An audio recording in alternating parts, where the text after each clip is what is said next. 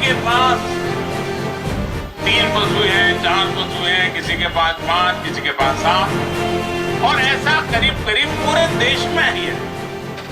यहाँ कच्छ की बन्नी भैंस, ये हमारी बन्नी भैंस तो दुनिया में अपना नाम कमा रही है। कच्छ में तापमान चाहे 45 डिग्री हो या फिर तापमान 0 से नीचे हो, बन्नी भैंस आराम से सब कुछ सहती है और बहुत बहुत से रहती है। इसे पानी भी कम चाहिए और चारे के लिए वो दूर दूर तक चल करके जाने में बन्नी की भैंस को कोई दिक्कत नहीं।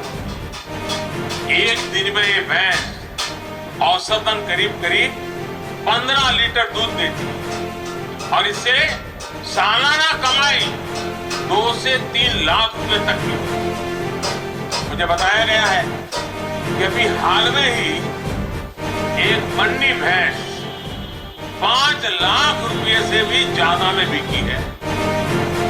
देश के और लोग सुनते होंगे, उनको आश्चर्य होगा, बन्नी की भैंस 5 लाख रुपया, यानी जितने में 2 छोटी कार खरीदे इतने में बन्नी की एक भैंस मिलती है।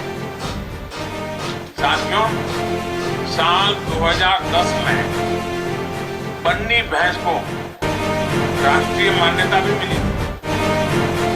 आजादी के बाद भैंस की ये पहली ब्रीड थी जिसे राष्ट्रीय स्तर पर इस तरह की मान्यता मिली।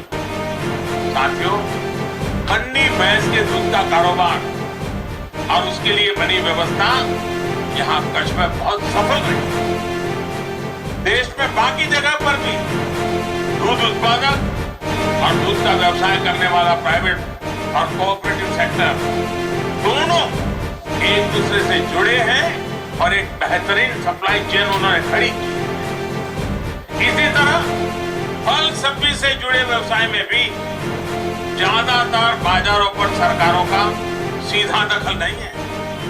साथियों, यह उदाहरण मैं विस्तार से इसलिए दे रहा हूं क्योंकि आजकल दिल्ली के आसपास किसानों को भ्रमित करने की बड़ी साजिश चल रही है।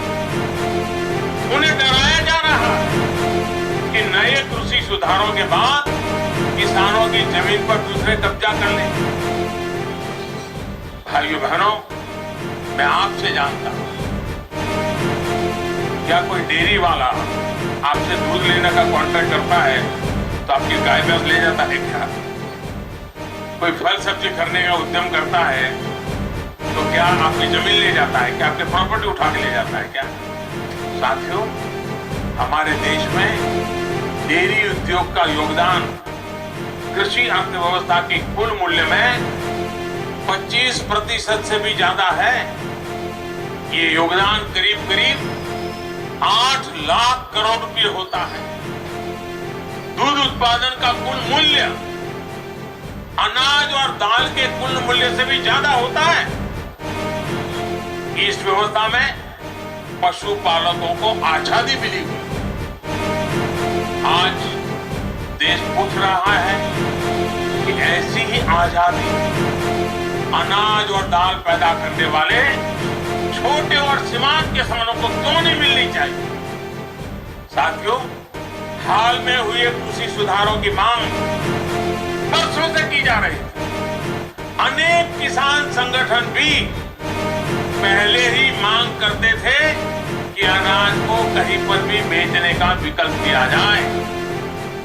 आज जो लोग विपक्ष में बैठकर किसानों को भ्रमित कर रहे हैं, वो भी अपनी सरकार के समय इन कृषि सुधारों के समर्थन में थे, लेकिन अपनी सरकार के रहते वो निर्णय नहीं ले पाए, किसानों को झूठे दिलासे देते रहे।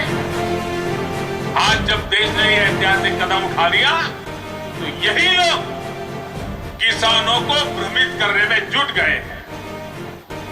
मैं अपने किसान भाई बहनों से फिर एक बार कह रहा हूं, बार बार दोहराता हूं कि उनकी हर शंका के समाधान के लिए वो सरकार की सर्वोच्च प्राथमिकताओं में से एक रहा।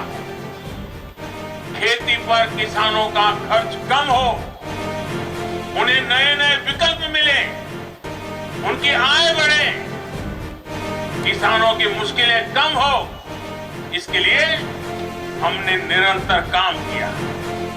मुझे विश्वास है हमारी सरकार की ईमानदार नीयत, हमारी सरकार के ईमानदार प्रयास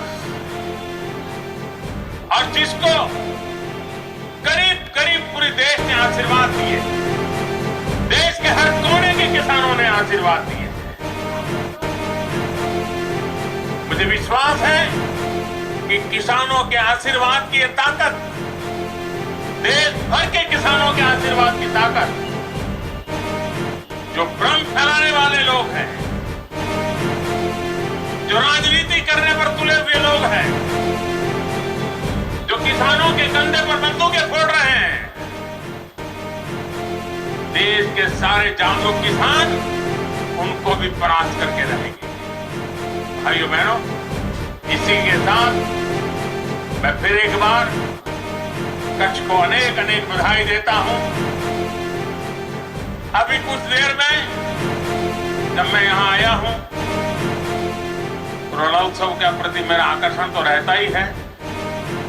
कच्छ की विरासत, यहाँ की संस्कृति को नमन कर रहे एक और कार्यक्रम रणोत्सव का भी हिस्सा लूंगा। फिर से एक बार थोड़ा उस पल को जीने का प्रयास करूंगा।